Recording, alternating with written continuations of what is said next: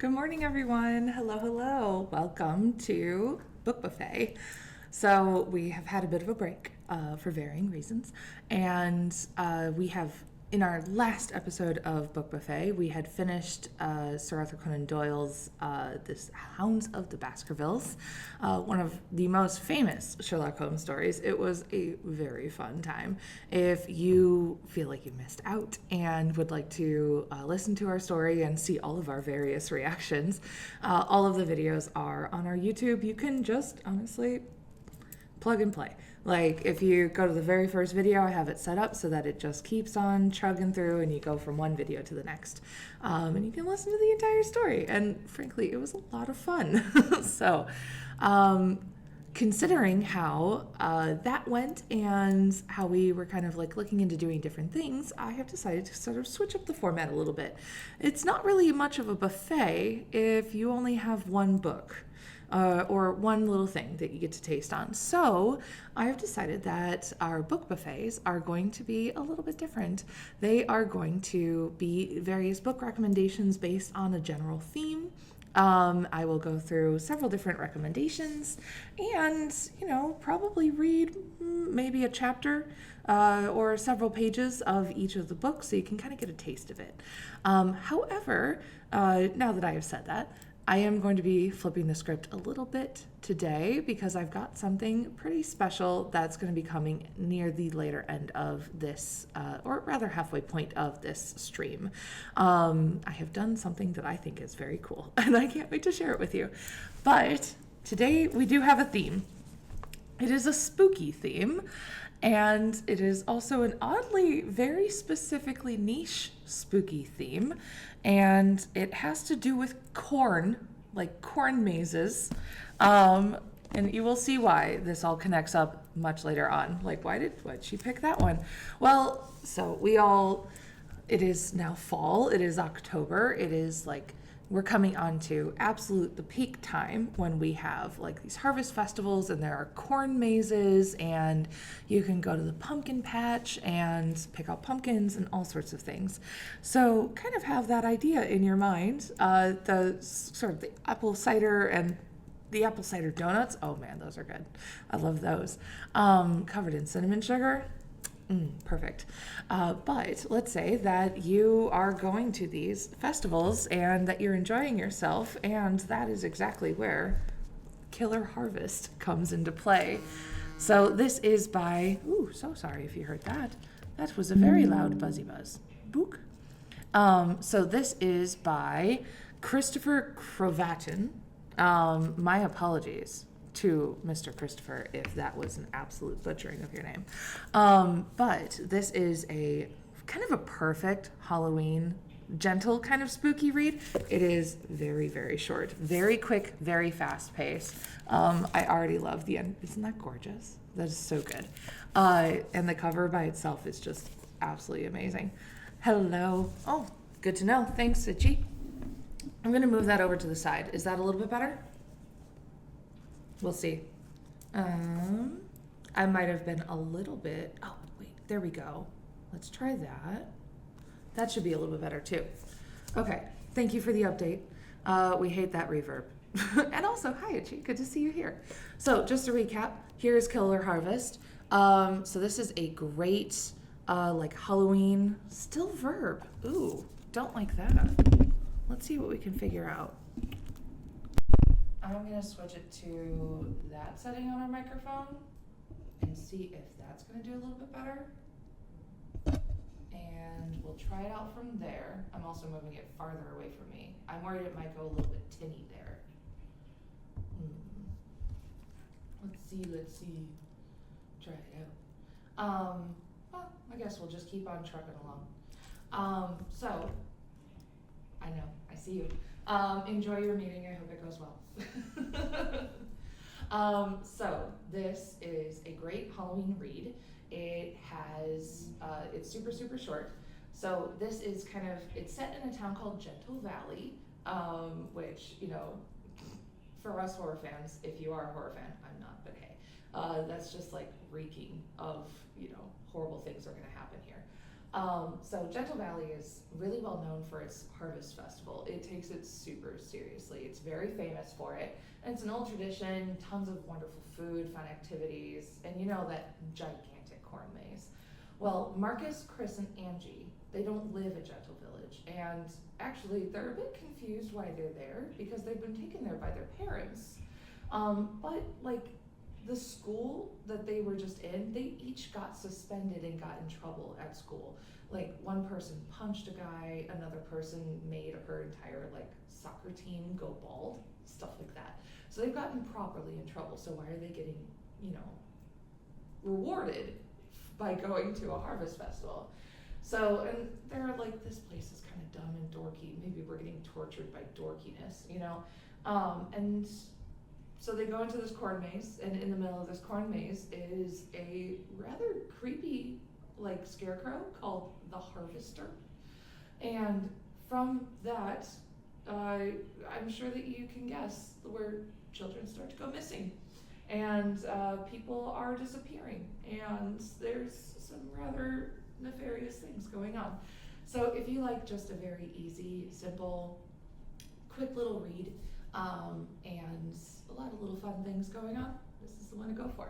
So there's that one, and if you like something that is a lot scarier and also corn maze themed, there is What Stalks Among Us. This is Sarah Hollowell, and yeah, this is also, but can we take a moment for what stalks? Corn stalks? Yes, it's a great pun. Also, We Die in the Maze is another phenomenal pun, and also quite terrifying. We die in the maze, we die in the maze.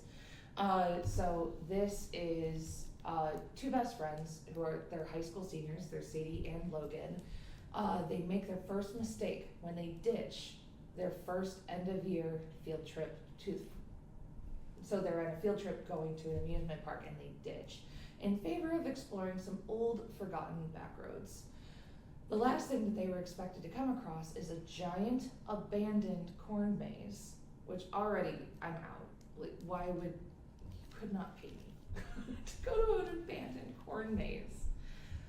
But with a whole day of playing hooky unspooling before them, they make their second mistake, or perhaps their third, maybe even their fourth, because Sadie and Logan have definitely entered this maze before, and again before that. When they stumble on the corpses in the maze, identical to them in every way, from their clothes to their hidden scars, from their dyed blue hair to their missing tooth, they quickly realize they've not only entered this maze before, they've died in it too. A lot. But they can't figure out what or who is hunting them, and time is running out, and apparently running out and running out and running out. Deeply unnerving, clever, and atmospheric, this time-bending, mind-bending speculative horror is a poignant meditation on the last effects of trauma and the healing powers of connection and forgiveness, all while delivering a more surprising twists and turns than a haunted corn maze, which that's a great blurb to begin with. So if you like your proper spookies, your scaries, your horrors, and also what is hunting us, what is chasing us, and being trapped in a time loop all on top of that, ooh. So those are good options for you. Now, for what I think is going to be the highlight of the show, probably not, but hey. So very recently, I have found out that Addison historically has its own cryptid called the Corncob Man.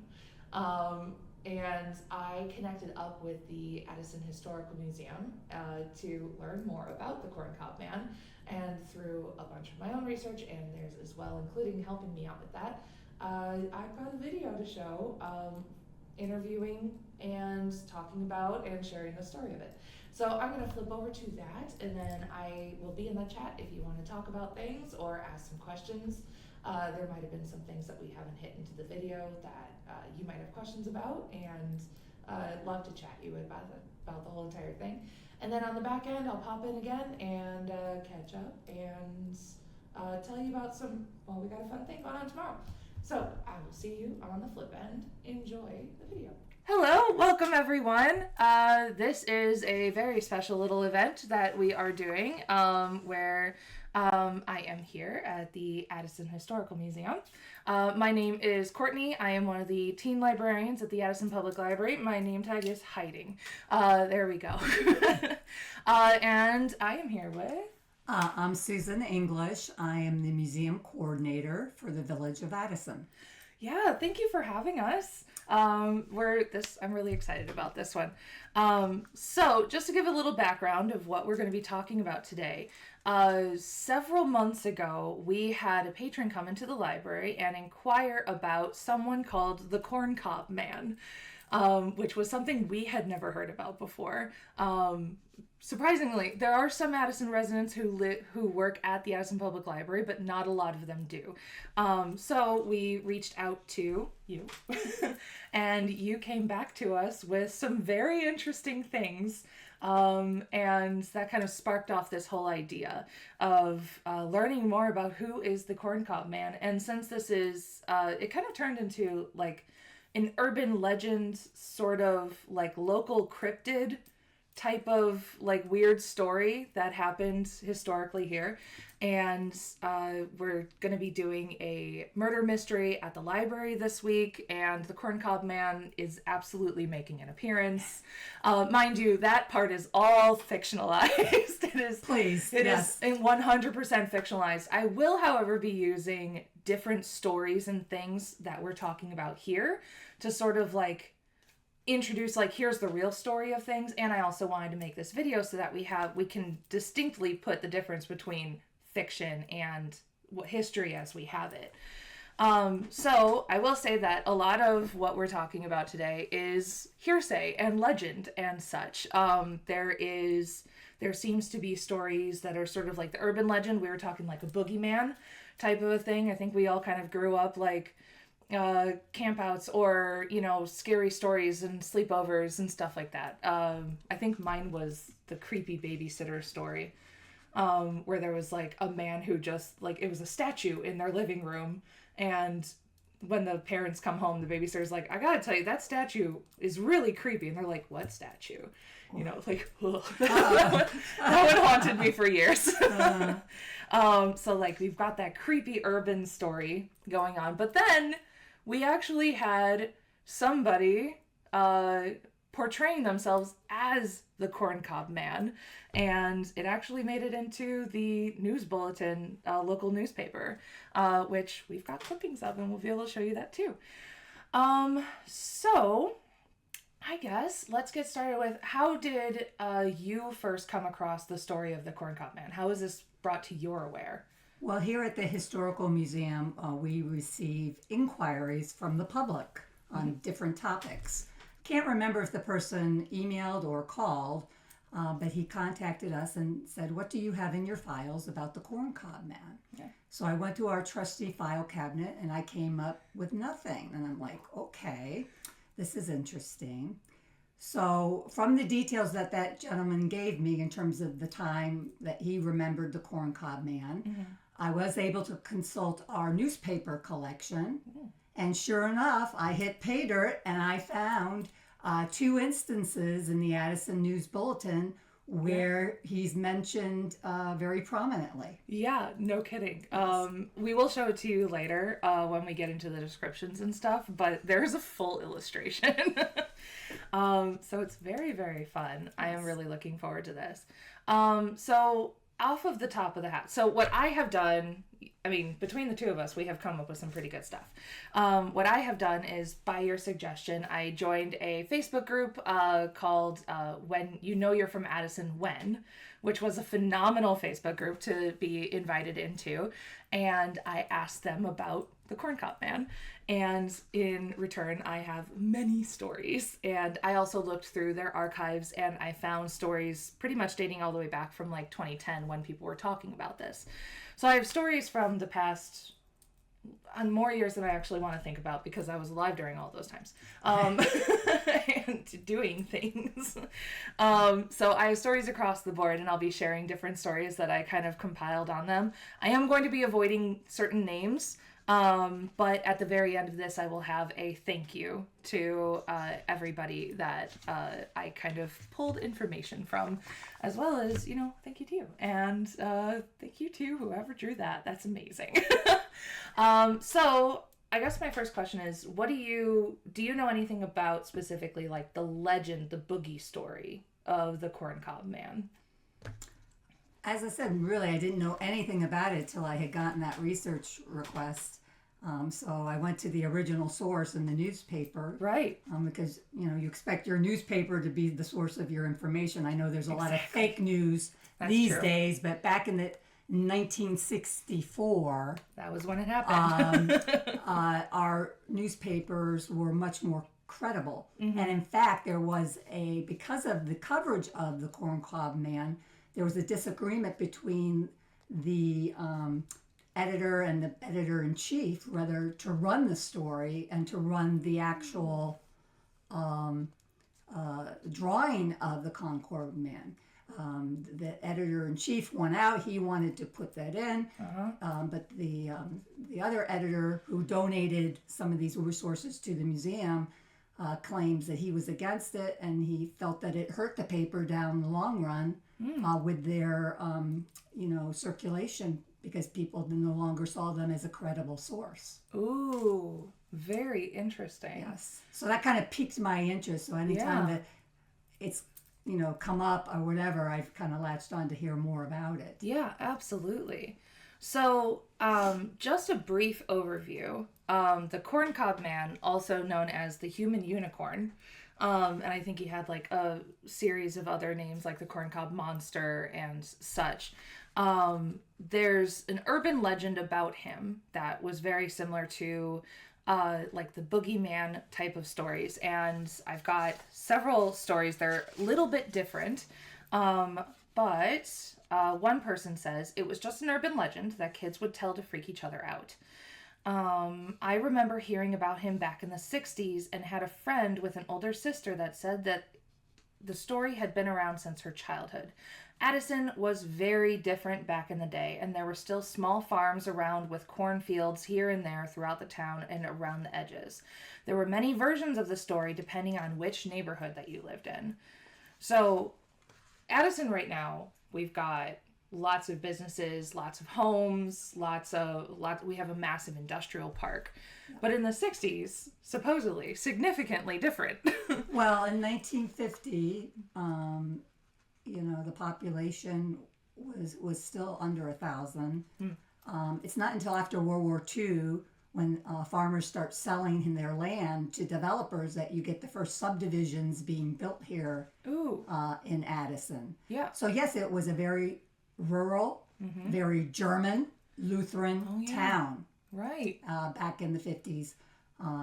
Now, between 1960 and 1970, the population quadrupled because of all these subdivisions being built. Right. And that's when they built all the schools in Addison School District 4 to accommodate all the families with their children. Right. Okay. Yeah. Yeah, so we've still got farms around. It's wild to me personally to think that like here it's so very suburban, but it was very rural. But that's how development works. So we have more farms are around, so that's a really good setting of the scene. And also, like, people are out and about a lot more at this time too. They're walking around, kids are on bikes, people are outside all the time. We're not so much worried about like where are your kids all the time, because it's just a safer environment. Oh yeah, you could go outside and play. Your parents weren't concerned about you being outside at all. Right. And your neighbors looked after your kids too. So. Yeah, a lot of community helping there too. So now we're getting into the spookies. So the stories that we heard were pretty good. This is somebody else speaking. The Corncob Man was so these are like the legends. So the spooky, scary stories. The Corncob Man was a simple farmer who worked his fields diligently until one day when he had an accident with some farm equipment. Seems he was working on the tractor with a cutter, plowing the fields, but the tractor got stuck in the mud. He got off to try and free the tractor, and somehow it lunged forward with the cutter slicing his head wide open. It left him brain damaged, and his own family was so scared of him that he had to sleep in the barn. He stuffed corn cobs in his own clothing to try and keep warm, and in the winter, and as the barn was unheated. It was a very lonely existence, so he craved company, and he never had any, so he took it upon himself to grab a child that might wander into the land close enough for him to snatch. Those children were never found again. Of course, most of this is made up, but it made for a good storytelling at the Cub Scout sleepovers. Yeah, but there were a lot of accidents on the farm. Yeah. So they're tying into that fear of accidents on the farm. We have documented cases of people losing a limb. Oh, yeah. And such from some of the manual farm equipment that they were using back in those days. Absolutely. Yeah, definitely. So viable. Yes. But also very scary. Somebody else says, there was a lot of corncob man stories. I lived across the street from the farm, and the story was that the farmer got mad at the person and rammed a cob through his skull. So a little bit different there. A little bit more deranged.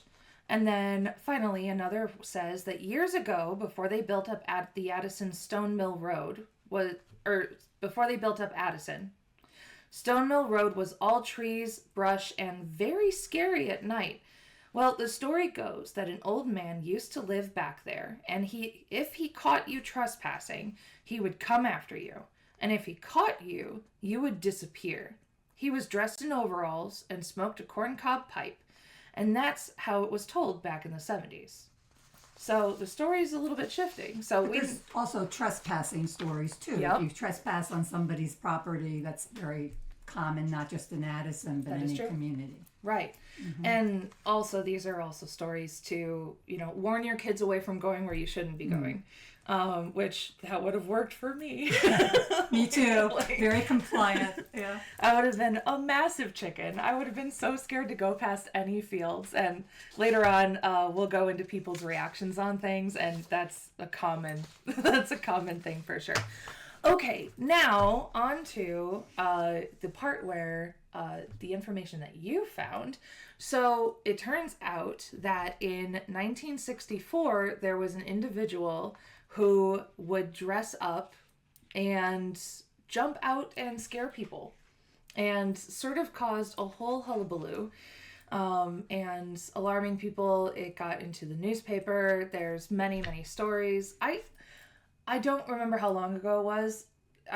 I'm upset if it's over 10 years ago now. But do you remember when people were dressing up as clowns? Oh, it's been a long time since clowns have been the new villain of the. I think it's specific to some of the movies that were coming out at that particular time. Yeah. Yeah, mm-hmm. If you don't remember, I distinctly do, because it was very weird. But people would dress up in clowns, and then they would just stand outside and be creepy. Yeah. But it wasn't just one person; it was like many people, and like across the country, I believe. But it was very strange and very odd, but also harmless. People were just being weird and creepy and making it sort of viral. So this was an individual who was doing this. Let's see.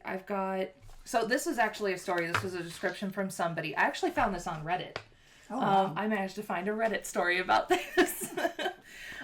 So this person said, I grew up in unincorporated Addison near Army Trail in 53. I was going into 3rd grade that summer, and the corncob man was big news. We were surrounded by cornfields back then. The Addison Press had a full-sized front page illustration of him. I'll show you in a moment. He wore a white sheet tied with a rope, had a knife, had a corncob stuck on each side of his head and one on his forehead, and he would hide in trees and jump out at people, would jump out of cornfields and scare teenagers. The newspaper had stories each week of places that he was seen. One time, they almost caught him by the Addison pool, but he got away. It lasted all summer. There were no backyard tent sleepovers that summer. I think he was finally caught near Louis' restaurant in Addison. I was 8 years old, and we had a real boogeyman, the corncob man. And he says that the date was probably 1965, but we've got newspapers where it says 64. So that's, who knows how much of that is like their remembering on things. But we do actually have a newspaper clipping that he was referencing. And I think we can be tricky with this, and I'll be able to show you. Haha, there we go. One moment, please. We're going to do this. Yeah. All right, so flipping around. So here is the Addison News Bulletin. This is the local newspaper at the time. And as you can see, we are going from August 5th, 1964. So it was summer. And then the Wanted, the Human Unicorn, and there's our illustration, which is pretty amazing, actually. So this was the illustration that had a lot of contention with it, right? Yes, definitely. So he's got, it looks like a corn cob on there. Not very descript on facial features or anything like that. Well, I don't think there ever were. People mention the corn cob is the defining element for him, yes. Yeah, and that by itself is a pretty big thing. I'm really curious, how did he manage to get the corn cob? There we go. We're working again. Okay. How did he manage to get the corn cobs attached to his head? I want to know. Not quite sure. Yeah. And then in the following issue, they talk about the Addison monster still free. Oh, yeah, and then, there we go. And someone in Itasca claims to have seen him. Right, I was looking at this one too. So yeah, this story just keeps on trolling in. And then the actual newspaper makes a plea. Oh, right. To the monster. To the monster, which I think is absolutely amazing. I love that it starts with Dear Mo. To cut it out. He's scaring kids. Yeah. And like, what is that last line? To put it in a few choice words, you have become an unfunny problem to too many people, so why not call it quits? I absolutely love the tone of that. I think it's so funny. But also it shows how much the people were just so sick to death of this whole entire thing. Well, I guess it had been really going on most of the summer, and finally the newspaper felt that they needed to address it, right? And they sure did. So good for them. There's several stories of him being in the newspaper. Another says, I remember the corncob man. There was a sketch of him on the front page of the paper, as we saw. The sketch showed a corncob attached to his forehead. He jumped out of trees to scare women. Very bizarre. We were petrified. I also remember being at the swimming pool, and supposedly the police caught him at the bowling alley across the street, and we all had to go into the locker rooms. Weird. And that was somebody who actually posted now that that's this the year. swimming pool that used to be near where, the bowling alley. So south of Fullerton. Right. They're not referencing the pool that was at Community Park. Oh, okay. Thank you for that distinction. Mm-hmm. I do remember the one that was over there. That closed several years ago, I think. Yeah, that was built, in the 70s. Okay. And then closed, several years ago. But this one was south of Fullerton. Okay. Closer to the bowling alley. Where Stardust Bowl is Starbust, yeah. Okay, so is Stardust the same bowling alley? Yeah, Stardust is the same bowling alley. It has had different names over time. Right. We do have in our files when they built the one nearby the Stardust, they were raising monies to build the pool, and we have kind of the prospectus in our files here at the museum. Ooh, very neat. Mm-hmm. Yeah. All of these things are also viewable. To come to the archives, they need an appointment. Yes, you do need an appointment. Yeah. You can see the museum on regular hours, but to see things that are in our file cabinets upstairs, you do need an appointment. Right. And I mean, I'm learning a lot right now, so I'm having a grand time. So I guess that's a good point to kind of transition into the location of where he was. So the interesting thing when I was kind of like pulling out wherever he showed up, it's really hard to tell which ones were the urban legend locations and which ones were the individual, so the unicorn locations. So a lot of them, I think that kind of attribute to our unicorn is that he was found around Cherokee Park. Are you familiar where that one might be? Yeah, that's east of Addison Road, in one of the older neighborhoods of Addison. Is that still there? Yeah, it's still there. Ooh, mm-hmm. That's that's fun. Yeah, so somebody says he would occasionally hang around Cherokee Park in the late evening, so we would avoid that park after the 6 p.m. fire whistle sounded. I am not familiar with the 6 p.m. fire whistle, are you?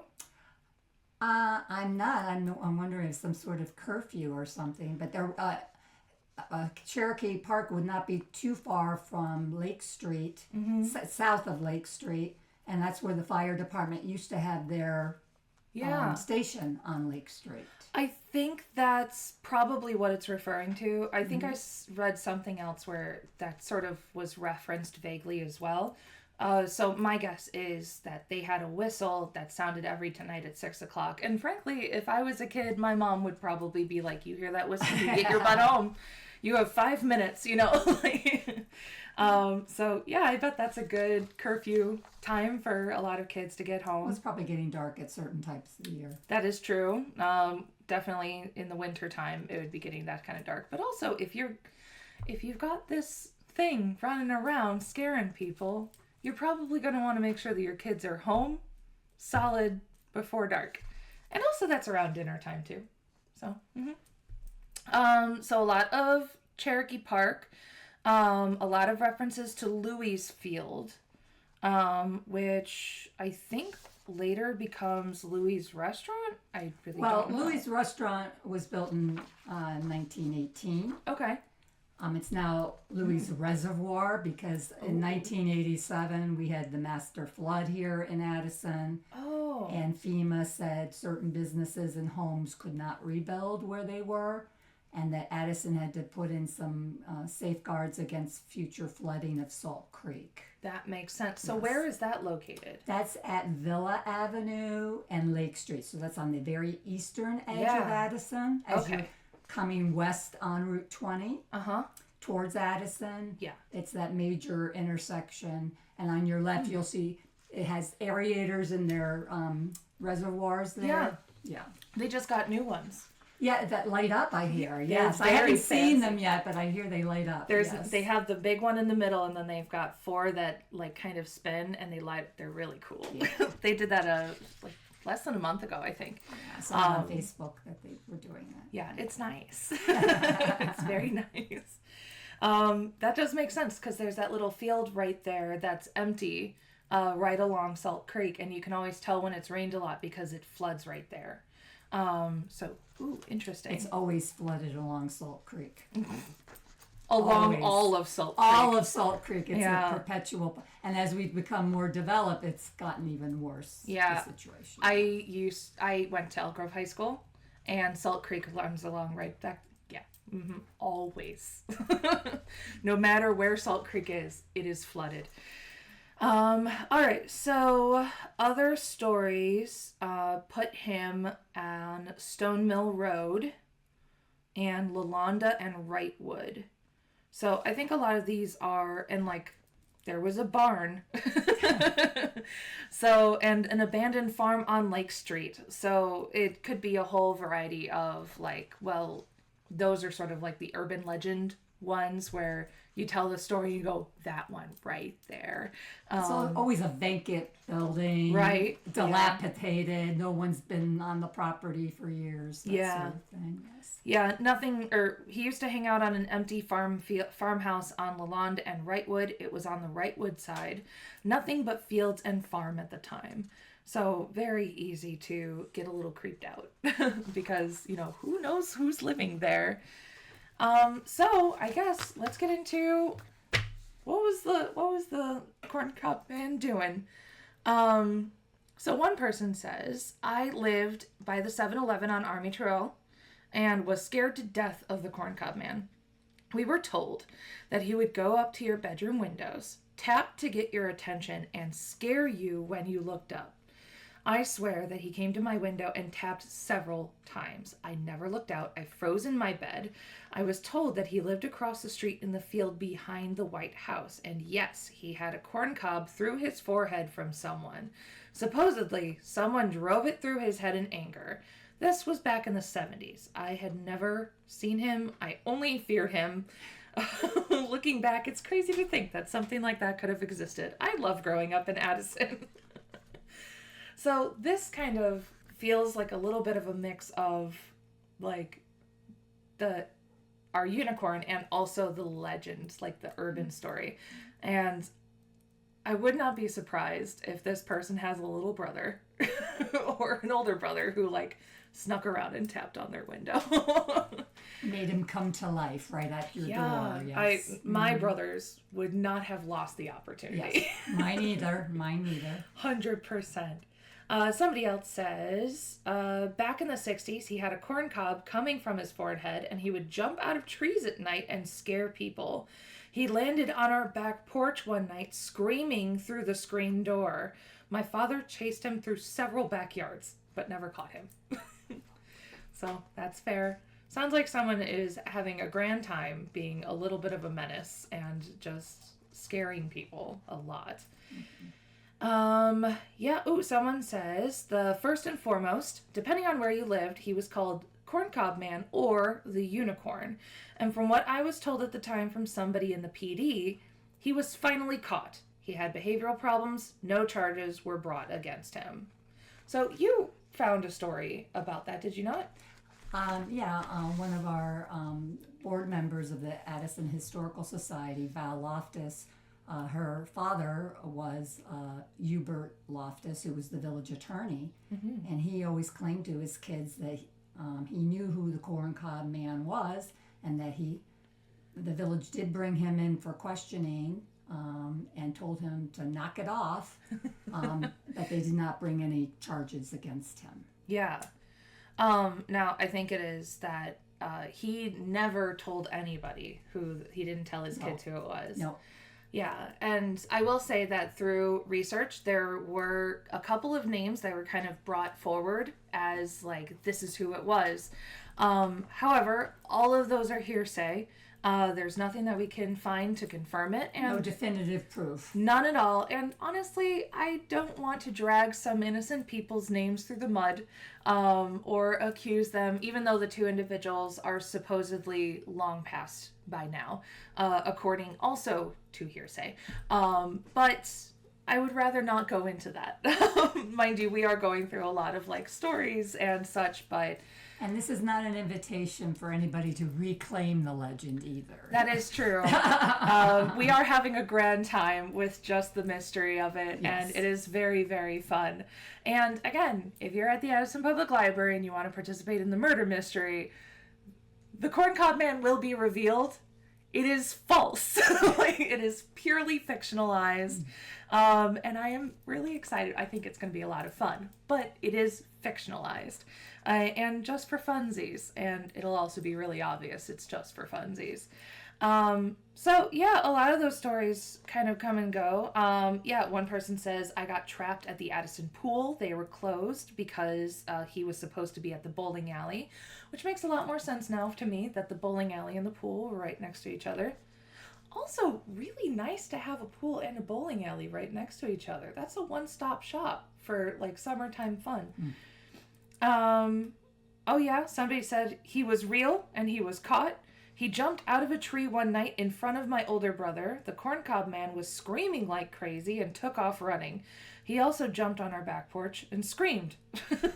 So another scream there. Somebody else was walking on Harvard at night and he jumped out and we ran to the nearest house and the police were called. Somebody says that the night that they caught the Corncob Man, this person and their brother were at the park and they had just left there and walked home, and 30 minutes later all the sirens were going crazy. And we found out later that the police were going after the guy. And they're like, that is cutting it way too close. A fun one is somebody who says, we could see him run across Cherokee Park at night from my bedroom window. One summer night, Art Hurley used his policed floodlight from the upstairs window and we saw him dashing across the park. He got caught a few times, but was just a goofy guy who painted his face white and stuck a part of a corncob to his head. He scared the poop out of a few people, but never hurt anyone as far as I knew. And I think that's pretty consistent. I've not found a single thing where anybody was actually harmed. I think there were like a couple of things alluding to sort of a peeping Tom thing, but that also has not really gotten far at all. I don't think he I really think his was. scare factor was enough. Yeah. Really. I think this was somebody who just really enjoyed jumping out of trees. And getting that initial reaction from folks. That's right, yeah. So people's reactions. There was somebody who said that I remember that it was great fun forming vigilante parties to hunt for him. So, and I think that was referenced in the memo to the monster or Yeah, he one of talks those. about teen posses going after the corncob man. Right. So anytime that the police were called, teen posses would not be far along behind with their dogs hunting out the corncob man. So apparently this person, jumped straight into that as well. Yeah, I could absolutely see a bunch of teens running and, joining in on this kind of thing. Protect your community. And it would also be a lot of great fun. Dangerous, though, for the guy who is doing this. A little bit alarming. Well, he must have been getting something personal out of it. That is true. Yeah. One person said that we lived on South Wisconsin Avenue, and the old barn was down the street at the end of the dead-end street. 2 of the kids on the block came screaming down the street one day, saying that they were being chased by a unicorn. All the moms came out and tried questioning them, and they were adamant that they had seen a unicorn. Told them the unicorns were fictional, didn't matter, they stuck to their story. Now, more than 50 years later, mystery solved. It was this nutty guy who stuck corn cobs to his head and chased kids. So that probably was a bit early on, to the first happenings of this entire thing. But I thought what was really cool is this person saying, personally, whoever he was, I would like to thank him for a lasting, lifelong memory. Even though he scared quite a few people, you gotta admit, it was a fun time, and no real harm was done to anyone. So, that's the story of the corncob man.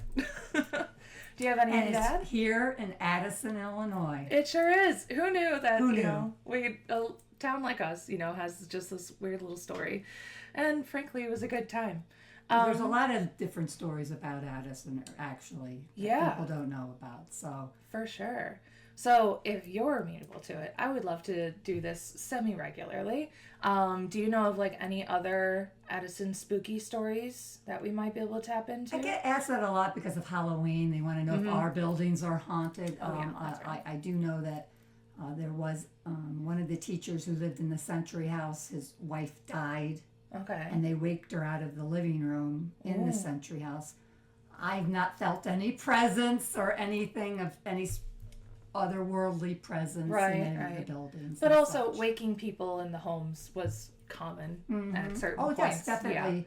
Before, and a lot of people couldn't afford funeral homes. Yeah. So, yeah, you did it out of the house. I mean, even now they're expensive. Oh, yes. Definitely. It's definitely a luxury to some degree. Yeah, I think this would be a lot of fun to kind of come together and tell some lesser known stories about Addison and, just collaborate a little bit more. This was a lot of fun. Yeah, well, thank you for reaching out. We appreciate that. Yeah, thank you for working with us too. All right, well, I hope that you enjoyed this story. I would love to invite you, specifically if you're a teenager, to come and find out about our little murder mystery. This is a tradition that we do at the Addison Public Library every October. We kill my boss every year. Liz is our one head. I can't even talk anymore. She's so scared she can't talk anymore. Yeah. So she's out for a couple of days, and we always make her the victim because it's very fun. And the kiddos are every day. There's going to be new evidence. All of it fictionalized that I wrote. Not gonna lie, but there's clues every single day and leads you on this fun little merry chase, and maybe you'll be able to figure out who did it. I will say that the corncob man does make an appearance this time around, but it's just for funsies. So overall, hope you enjoyed this. Hope you learned something. I definitely learned something, and I feel like I know a little bit more about our community too. All right, good to go? Good to go. Thank you. All right, thank you so much. See you next time. Bye.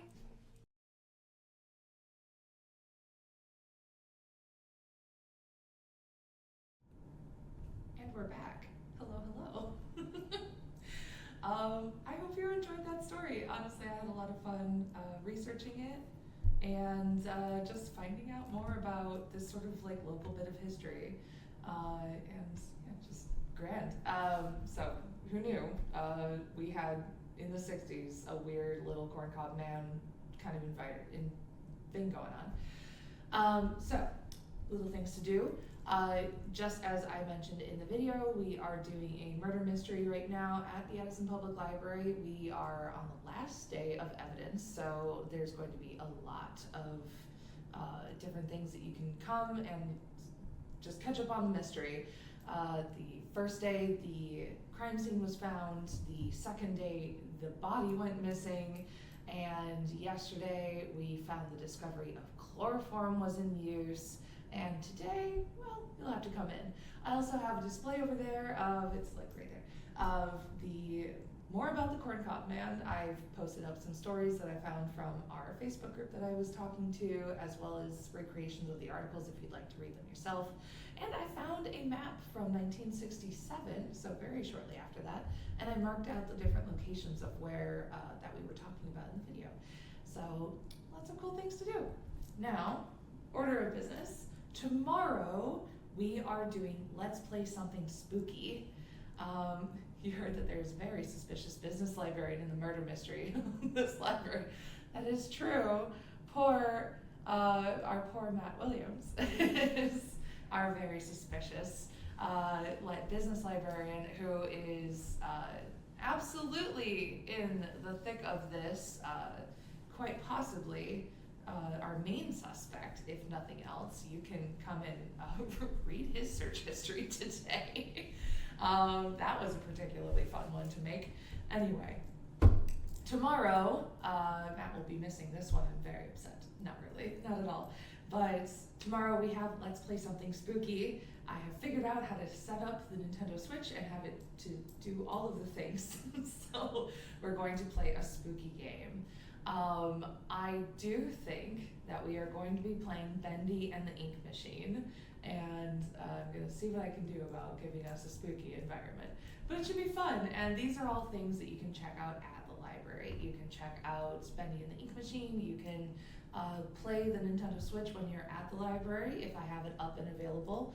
And also, reminder, our two books that we talked about today, Killer Harvest and What Stalks Among Us, these are both books that you can buy, or that you can check out at the library with a library card.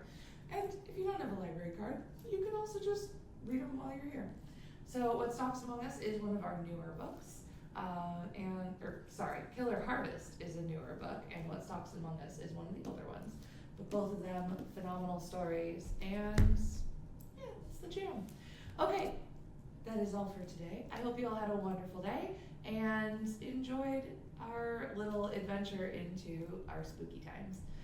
Hope to see you around, and come back tomorrow. It is at 11 o'clock is when we are doing Let's Play Something Spooky, and I can't wait. It's gonna be great. All right, have a great time, everybody. See you next time. Bye.